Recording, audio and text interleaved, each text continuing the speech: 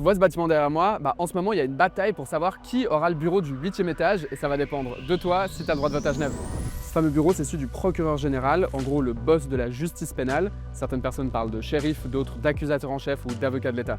Il n'y a quasi aucun endroit dans le monde où la population peut choisir directement la personne qui occupe ce poste. À Genève, on a de la chance. Ce dimanche, on peut voter pour un des deux candidats dans la course. Avant que je te parle de ces deux candidats, pourquoi tu devrais t'intéresser au procureur général en fait? Cette personne, elle a beaucoup de pouvoir sur tout ce qui touche aux infractions.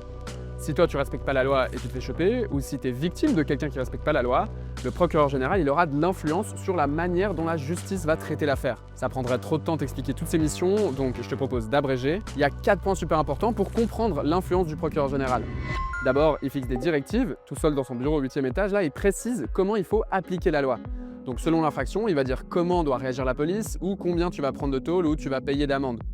C'est un énorme pouvoir et forcément l'orientation politique du procureur général, elle pèse lourd. Mais c'est pas les juges qui décident de ça plutôt? Alors ouais, normalement les tribunaux ont le dernier mot pour choisir la punition, mais c'est là que le deuxième point est important.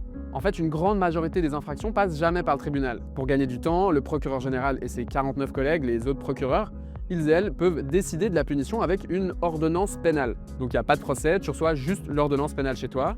Tu peux toujours faire opposition, donc là le tribunal prend le relais, mais la plupart du temps ça s'arrête là, donc encore une fois les règles choisies par le procureur général, elles ont beaucoup d'importance. Le troisième élément, c'est la question des priorités. Les deux candidats sont d'ailleurs d'accord là-dessus, il manque de moyens pour mener les enquêtes. Quand t'as pas le temps de tout faire, tu dois choisir, et là encore, c'est le procureur général qui décide. Les directives, elles vont par exemple mettre l'accent sur certaines infractions plutôt que d'autres, et puis le procureur général se met d'accord avec le gouvernement sur une politique criminelle commune.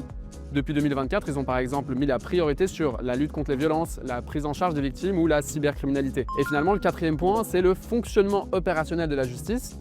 Le procureur général préside 1 an sur 2 une commission de gestion qui pilote tout le pouvoir judiciaire. Là aussi, c'est une question de priorité. Par exemple, où va le budget ou comment on gère l'informatique, par exemple. Et alors, qui se présente?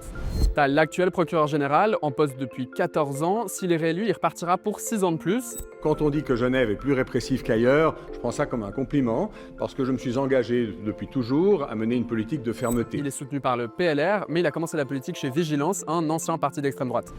En face, t'as un autre procureur, il bosse depuis 4 ans sous la direction de son adversaire pour cette élection. C'est pas normal d'emprisonner autant avec le taux de criminalité qu'on a à Genève. Le rôle de la justice pénale, ce n'est pas de mettre les gens en prison le plus longtemps possible.